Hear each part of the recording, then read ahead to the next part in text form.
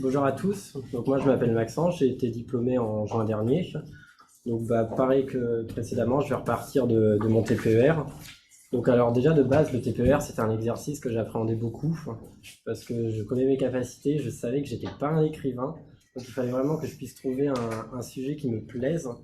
Et donc c'était aussi pour moi le moyen en fait de rattacher quelque chose de personnel et de plaisant à quelque chose en fait de beaucoup plus sérieux et cadré. Donc c'est pour ça que j'avais travaillé en fait sur l'imaginaire paysager du Japon véhiculé par les mangas en France. Donc j'avais été accompagné par Emmanuel Olmé et ça s'était très bien passé. C'était pas forcément un sujet facile au début parce que ça pouvait vite dévier en fait du paysage. Donc il fallait souvent pouvoir vraiment recadrer. Et de manière générale, je pense que le TPR, c'est un peu aussi l'exercice où on peut expérimenter des choses. Moi, ça a été l'occasion. Ça m'a permis justement de traiter cet outil en fait que je connais depuis longtemps, qui est le manga, à travers un regard en fait, le regard de paysage en fait qu'on apprend ici. Et j'ai pu également en fait faire un travail avec des entretiens directement dans des points de vente où c'était en fait très pertinent de parler directement en fait avec les consommateurs de manga et de voir quelle était en fait leur vision et quel est à l'arrivée en fait cet imaginaire en fait paysager qui ressortait en fait et comment nous on s'imaginait le Japon et ses paysages en fait depuis la France sans forcément y être allé. C'est pour ça que j'avais pas en fait mon corpus, c'était pas du tout un terrain. On était vraiment en fait sur des œuvres, sur des mangas, sur des représentations. Et c'est en ça que je pense que cet exercice c'est aussi bien de un peu sortir des sentiers un peu battus et de prendre des sujets un peu classiques comme on peut le voir. Et je pense que c'est intéressant de tester quelque chose un peu plus personnel. Et donc après, pour passer au PFE, donc le PFE, moi j'avais fait le choix de manière très volontaire. Bon, en plus, mon sujet de TPR ne me permettait pas du tout de faire un lien entre les deux. Et je voulais là quelque chose de beaucoup plus en lien avec de l'aménagement et de l'urbain. Donc j'avais travaillé en fait sur les abords du lac du Val-d'Oron à Bourges, donc région centre, département du Cher. Donc là en fait où j'avais un peu une remise en question en fait d'un quartier qui avait été un peu ce qu'on peut appeler un non-urbanisme. Dans les années 70, en fait, on cherchait une nouvelle aire urbaine à développer. Et en fait, on avait construit un lac artificiel comme support de ce quartier. Sauf que, en fait, on a eu des successions de lotissements, d'habitats collectifs, en fait, qui est venu, en fait, englober ce lac, mais sans forcément concevoir avec ce lac. Et donc, c'était en ça que mon projet, je voulais retravailler justement avec ce lien, en fait, entre ce lac et le quartier. Donc, il y avait justement, en fait, une critique de cet urbanisme de zonage et remettre, en fait, en avant des qualités paysagères, en fait, sur un site même si à la base il venait en fait avec un côté assez artificiel, même si le but en fait c'était voilà, vraiment faire émerger en fait ces potentialités. Et donc ensuite, il y a aussi eu un lien avec mon parcours après le PFE. Donc moi je fais partie des étudiants qui ont repris les études. Donc je suis rentré en septembre dernier au IATU, donc en master 2 d'urbanisme. Donc, mon master 2, c'est paysage, évaluation environnementale et projet de territoire. Donc, c'est vrai qu'en sortant en fait de l'ENSAP, je me posais beaucoup de questions sur le côté technique et réglementaire, où j'avais l'impression que quand j'avais fait des stages, peut-être que ça me manquait moi personnellement.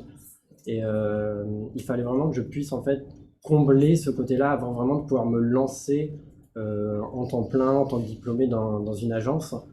Donc, ce qui était hyper intéressant en fait avec ce choix-là, c'est que ça me permettait en fait en un an de compléter au maximum en fait ces attentes vis-à-vis des questions plus réglementaires. Bon après, faut aimer voilà faire des choses comme du droit, ce n'est pas toujours simple parce que c'est un peu les sujets qu'on évite. Ici, on aime bien développer notre processus un peu créatif. Là, c'est pas du tout le cas. Donc, ça peut être un peu frustrant sur pas mal de points, je vous avoue. Mais sinon, sur le côté réglementaire, c'est intéressant. Et la formation, elle a aussi, on va dire, l'avantage en fait de pouvoir être faite en alternance. Donc en fait, la moitié de la semaine, je peux être en agence ou après travailler dans une collectivité, même si l'objectif est quand même de répondre à des missions d'urbanisme qui sont signées dans les contrats. Mais ça permet voilà, d'avoir en fait une expérience qui est professionnalisante, qui me permettait aussi moi de rentrer en fait, d'une manière un peu plus douce dans le monde du travail. Pas forcément tout de suite de me confronter à l'agence 35 ou 39 heures. Et là, directement, voilà, de pouvoir continuer en fait, d'étudier, de combler en fait, mon manque en même temps que de pouvoir en fait, travailler. Et donc, voilà. Comment tu fais pour travailler et reprendre les cours En fait, le planning, il est fait en fait 2 jours et demi d'alternance et 2 jours et demi de cours. Le master a été organisé en fonction, en fait. C'est-à-dire, il est prévu qu'il y ait un certain nombre d'étudiants qui soient en alternance, et donc du coup, leur planning de travail prévoit 2 jours et demi et 2 jours et demi, avec parfois des cours le samedi. Hein. Oui, on a cours le samedi matin. Ça, c'est moins fun.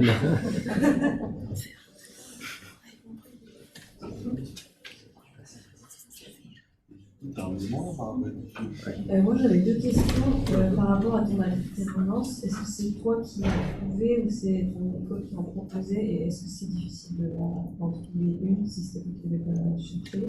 Et la deuxième question c'était, alors tu n'as peut-être pas assez de recul, mais est-ce que du coup tu recommences le master Alors, pour la première question, c'est vrai que ça a été très compliqué les échanges en fait avec le IATU au début, parce que ça n'a pas été très clair en fait qu'on pouvait faire une alternance, parce qu'il nous avait fait comprendre qu'en fait l'alternance c'était que ceux qui arrivaient directement en master 1. Enfin, j'arrivais en master 2. À l'arrivée, on me dit en septembre que finalement je peux en faire une. Donc c'est vrai que je m'y suis pris après tout le monde, mais j'ai trouvé assez vite. Bon, malheureusement, j'ai eu une expérience qui s'est pas incroyablement bien passée parce que là, en fait, je suis en transition pour une autre alternance que je vais sûrement commencer en janvier. Mais sinon, non, c'est un peu débrouillez-vous, quoi. On a accès à des plateformes, en fait, où la directrice de formation, elle envoie des offres, mais c'est souvent plus des offres de stage que d'alternance. Après, on va dire l'avantage du hiatus, c'est qu'il y a le côté réseau qui est très important pour eux, où ils essayent de faire intervenir des anciens étudiants aussi. Donc sur ça, c'est hyper intéressant. Et ta deuxième question, c'était déjà? Est-ce que tu recommandes, bien que tu n'aies que 3 mois de... Alors, il y a beaucoup de points oui et beaucoup de points non. Je pense qu'en vrai, c'est un peu mitigé. Parce que comme j'ai dit, le côté réglementaire, c'est hyper intéressant, mais même si c'est un peu chiant, pour être honnête. Hein. Mais par contre, moi, je suis hyper frustré sur pas mal de choses parce que ce processus créatif qu'on nous apprend ici, faut apprendre à le mettre de côté. Sauf qu'on nous le demande un peu quand même, mais je pense que vous avez tous travaillé avec des promos d'urbanistes l'année dernière. Vous avez pu voir que c'était pas toujours simple. Et en termes de production, ils sont pas toujours très bons. Et donc on se retrouve, nous, souvent, à être le paysagiste du groupe qui fait tous les visuels du projet, quoi. Donc c'est assez conséquent, assez difficile, et finalement ça nous rajoute un travail qui est pas toujours cool, parce qu'en fait, Florane, qui est aussi avec moi au IATU, on se retrouve en fait à faire en fait le travail du paysagiste du groupe, alors que nous on est là pour être urbaniste et aussi un peu se dire ça on l'a, on veut le mettre de côté, mais sauf qu'on se retrouve à le faire quand même. Donc en fait on se retrouve à avoir une quantité de travail qui est hyper élevée.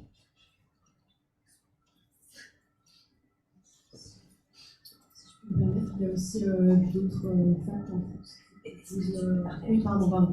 Il y a d'autres facs en France qui proposent aussi la formation pour faire des passerelles en urbain. Il n'y a pas que le IATU, il y a différentes facs qui ont des spécialités bien à elles. Et je vous recommande d'aller regarder si ça vous intéresse. Tu en connais? Oui, je viens de celle de Strasbourg, qui est, ma foi, bon, c'est pas... non, c'est intéressant, mais pareil, on bouffe vachement de tout ce qui est la législation. Et c'est assez indigeste, mais c'est quand même intéressant et c'est bien d'avoir ce recul en tant que paysagiste et aussi Ce qui est hyper intéressant, c'est qu'à la fin, on s'en sort avec un double diplôme et on est mis en valeur vis-à-vis de ça et on a un peu plus de crédibilité. Bah, c'est vrai, ce qui est intéressant, c'est aussi la connaissance, en fait, aussi. On n'a pas forcément en paysage, en fait, bah, des acteurs d'un territoire, en fait. Et comprendre, en fait, un peu toute cette hiérarchie, comment ça va fonctionner.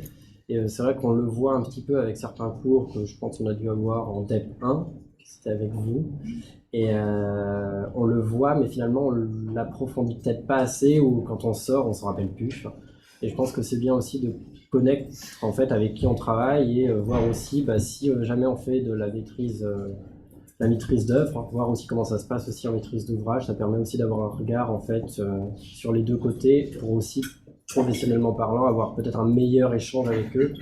Puis parfois, si vous avez fait des stages, vous avez pu voir, c'est pas toujours simple et évident. Moi, je voulais rebondir sur la question de l'alternance. Je pense que c'est intéressant, oui, ce parcours où on est déjà mi-professionnel, mais on continue pour approfondir sa formation dans certains domaines. Et donc l'alternance, bon, ça c'est l'exemple du Virtu, hein, mais l'alternance, elle se développe bon, partout en France. C'est encore un système qui est un petit peu jeune par rapport comment je vais dire, au cadre. Et je pense que dans les années qui viennent, ça va vraiment devenir quelque chose de plus en plus important, puis ça sera plus clair. Mais par contre, c'est très intéressant, en effet, je trouve, d'associer, juste après le diplôme, ces deux, voilà, à la fois la rentrée dans le monde professionnel et puis d'approfondir les questions qui pour chacun d'entre vous peut être un peu différente, hein, d'approfondir des choses un peu particulières. Et vous avez énormément en effet, dans les universités, des masters professionnels, des licences professionnelles, des choses comme ça. Et ça, c'est des choses à aller voir. Alors, je reconnais que c'est un peu la jungle pour essayer de chercher quelque chose qui convient vraiment. Parce que dans toutes ces plateformes d'information, tout ça, bon, on est complètement perdu. Mais je pense que ça, voilà, c'est vraiment quelque chose qui peut être un objectif à court terme, hein, après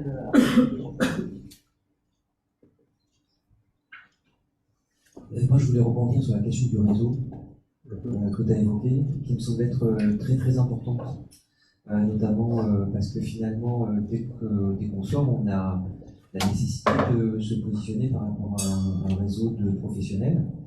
Et moi, je pense que c'est important que, puisque vous allez, d'ici la fin de l'année, devoir vous y confronter, que vous soyez déjà en mode où est-ce que je vais me retrouver dans quelques mois, quoi.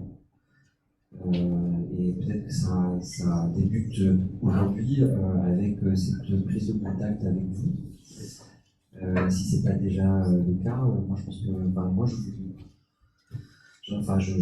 vous invite à d'ores et déjà essayer de prendre contact avec E5, de prendre un moment là aujourd'hui, cet après-midi, pour discuter des différentes structures que eux connaissent, que potentiellement dont vous avez entendu parler plus tard. Enfin voilà, c'est important.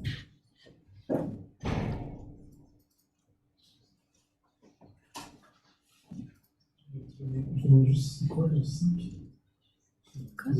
Non, nous 5. Ah oui. C'est le début d'un réseau, ça qui est Mossac.